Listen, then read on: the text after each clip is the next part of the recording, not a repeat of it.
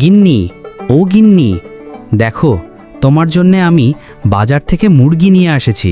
এই মুরগি দিয়ে আমি কি করব শুনি? তোমাকে দিয়ে কোনো কাজে হবে না। আমি এখন বসে বসে এই মুরগি পালবো? এই মুরগি যে ডিম পারবে সেটা আমি বাজারে বিক্রি করতে পারবো আর তোমার প্রয়োজন মেটাতে পারবো।